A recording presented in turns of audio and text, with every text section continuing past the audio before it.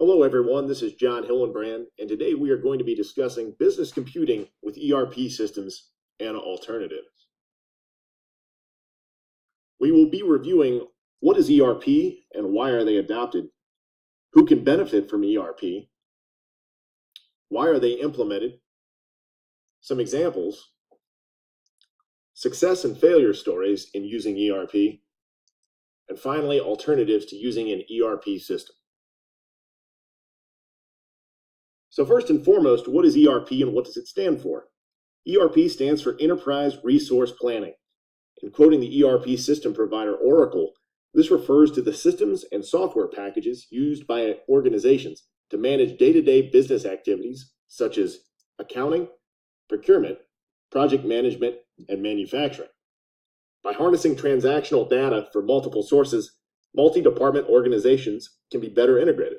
Having real-time access increases efficiency, helps to reduce cost, which shifts focus to quality, ultimately increasing profitability, and does so through decentralizing information common to various departments.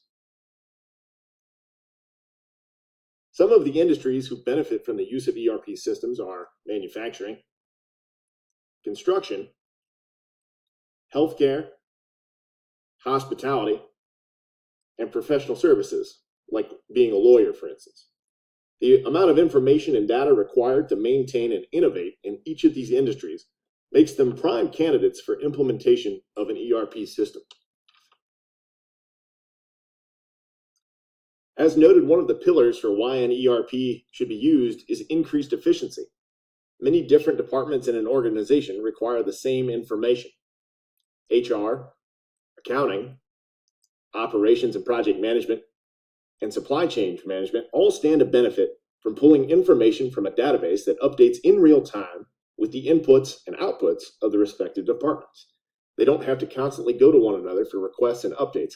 Their ERP access helps drive efficiency. As we all know, time equals money. By driving efficiency through ERP implementation, costs can be reduced. And many ERPs are accessible now through desktops, laptops, smartphones, and tablet logins. Several ERPs utilize proprietary applications installed remotely to grant access through front-end devices. And ultimately, with the cloud, access to enterprise information is now virtually accessible anytime, anywhere. In using an ERP system to help streamline information handling, it helps maximize an organization's focus on quality initiatives. When you don't have to worry about manual process like double entry or accuracy of financial information because it was manually manipulated by various departments, more quality initiatives are made possible.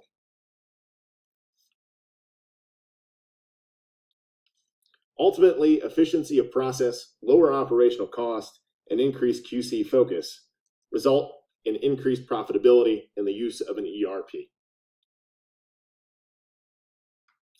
These are all made possible through an organization's ability to decentralize information and harness for all departments to use. This cartoon is perfect in showing the shortcomings of information silos. The amount of redundant initiatives and wasted money can cripple a company's effectiveness. ERP systems can help tear down roadblocks if properly conceived, implemented, maintained, and updated through their life cycle. Now that we have a handle on what an ERP system is and its benefits, let's look at some specific examples.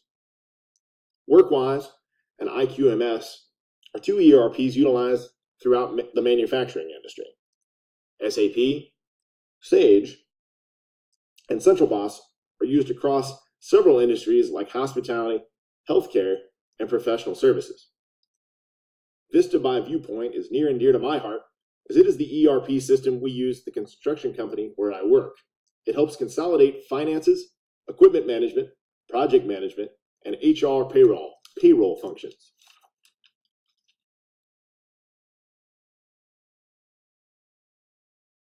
As we've been discussing in the class, technology is only as good as the management that is behind it. If the implementation strategy is poorly executed, an ERP can hinder process right out of the gate. Once the system is online, it has to continue to be managed. A good metric to monitor is number of times the same piece of information is touched through the ERP workflow. If you're touching the same piece of information again and again and again prior to an ERP implementation, guess what? Probably a prime candidate for adopting an ERP system. Once you've adopted it, you should be analyzing the system again from the same workflow before the ERP was implemented to recognize whether or not you're touching that information less times than before you implemented the ERP. ERP selection is important and management are key, but company personnel have to actively use the system. ERP systems can be extremely helpful, but they don't just fix problems by themselves. Everyone has to be involved.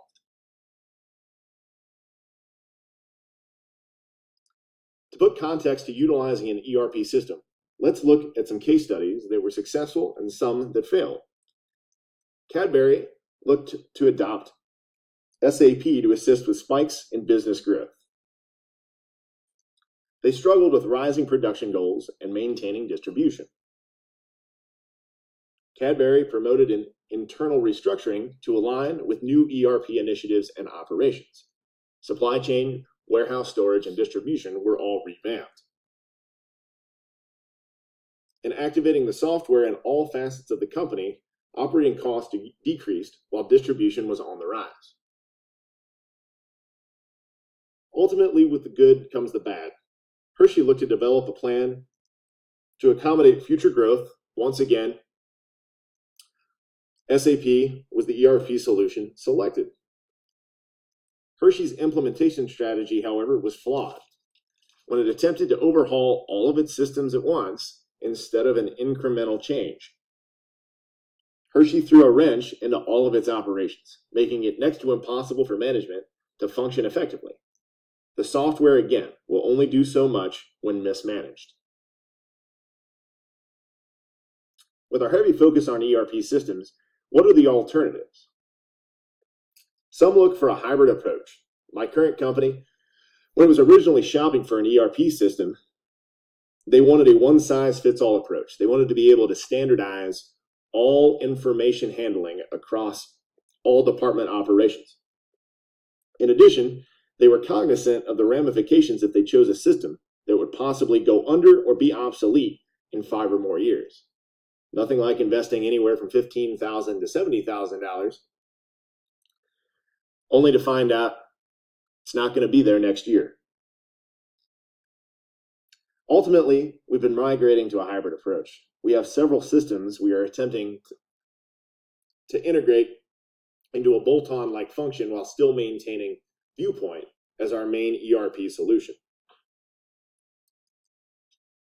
Another option is pure integration of various legacy systems. This can be costly, but results in a tailored system around a company's specific needs. It also allows for dropping obsolete portions and incorporating a new integration instead of losing the whole system functionality. Similarly to if an ERP went under, you'd have to replace your enterprise operation system literally overnight. And finally, sometimes software isn't the answer. Planning initiatives should be developed to see if there's a deeper operational issue before looking to software to help better optimize a company's operations. Once again, as we've been learning, software without management and management without software in the 21st century are recipes for disaster.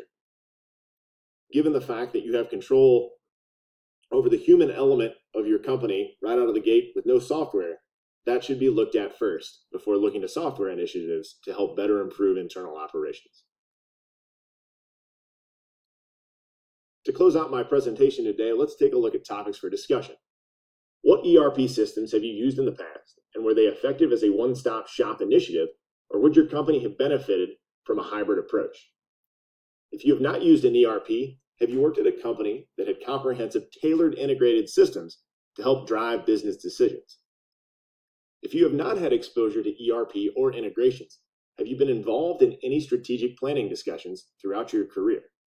If so, what possible operational changes were discussed And were any software initiatives raised in the exercise that were not adopted? If adopted, could they have made an impact, in your opinion, to the overall business operations? I want to thank everyone for taking the time to listen to my presentation today. And here's a list of my resources that I used for this project. Should you have any questions, please feel free to post in the discussion. I look forward to everyone's interactions this week.